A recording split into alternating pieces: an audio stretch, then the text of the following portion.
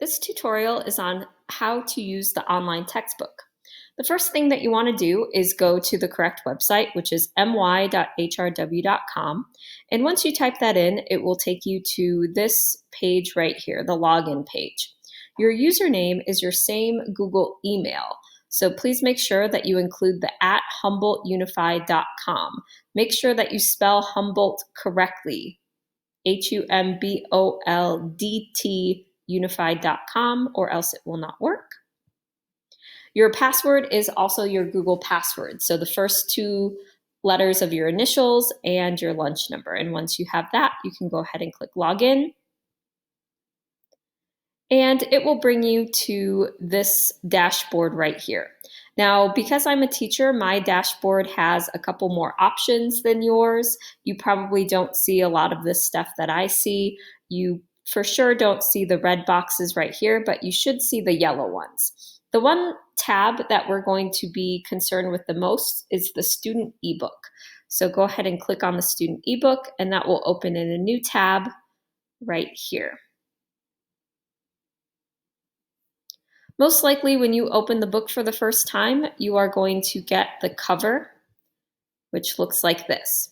Now, I'm going to walk you through a couple of important features that you need to know in order to navigate the online textbook. The first feature is right up here at the top where it says go to page. So if I tell you to go to page 25, for example, all you have to do is type in page 25,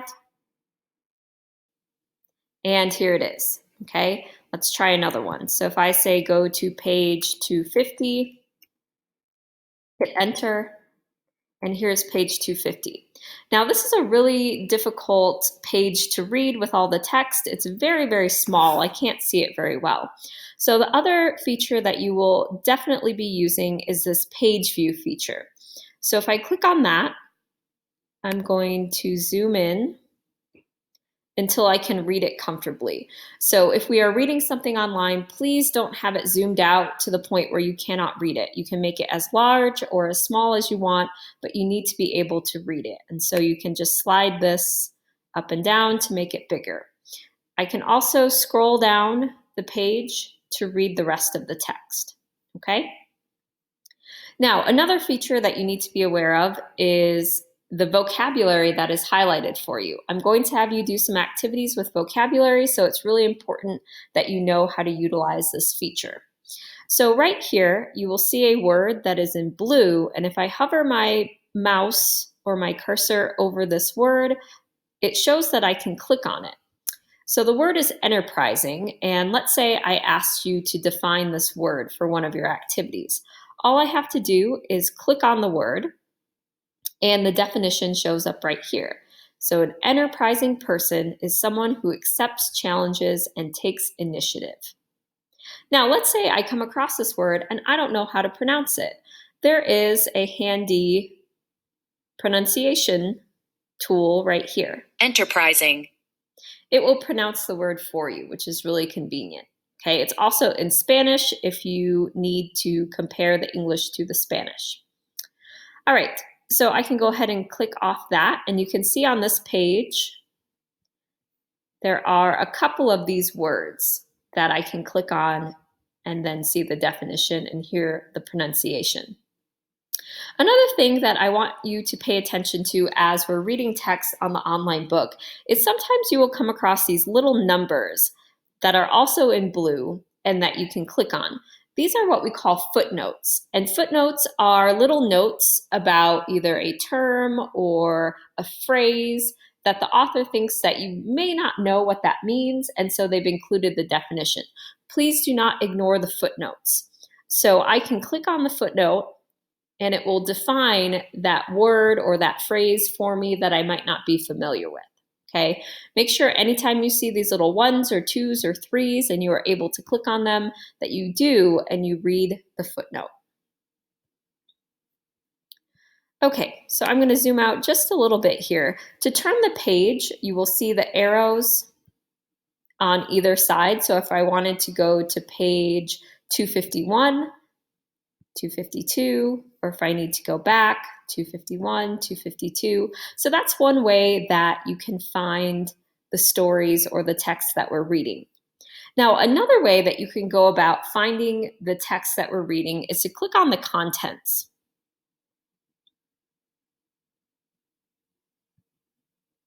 Maybe. Okay, it's not letting me click on the content, so I'll come back to that in a moment. Let's talk about the audio feature. So this is going to be a super important tool for you to use. If you click on the audio will read for you the entire text. So let's say my assignment is to read, oh, there goes the contents. We'll come back to that. Let's say my assignment is to read this first paragraph, and it helps me to have somebody reading it to me. I can click on the audio and the audio will read the text and I just have to follow along. It's very important that you follow along with the text and you don't just stare off into space as you're listening. How we become better readers is by following along with a fluent reader. So if we were in class, perhaps I would be reading it to you and you would be following along with me. We're not just listening. Listening is not going to make you a better reader. You need to read along with the text. So I can press the audio button. Let me show you what it sounds like. Then, after a while, humans, having semi-successfully established colonies on other planets, started to come back to Earth on vacation. Okay, and it will keep reading the page. It's a little bit hidden at the bottom of my screen, but there will be a little bar that pops up right here where you can pause it, you can press play. When it's time to read the next page, you have to manually go to the next page and then click play on the audio again, and it will continue reading for you. So please use this tool if you need to. And I would highly, highly encourage you to use the reader right here, or the audio right here. Okay, now I was talking before about how to find things in this interface right here. So if we go back to contents, another way that you can find things is by collection. So I'll tell you right now, first quarter, we're going to be working with collection 1. So all of your stories and texts are going to be in this right here. So if I click on collection 1, let's say I tell you we are going to be reading today The Flight of Icarus, and I don't give you a page number. So you can go skim right here and see, oh, there is The Flight of Icarus. I can click on it, and then I click on read the text, and it shows up right here. Okay, so another way that you can find stories that we're reading is by using the contents right here.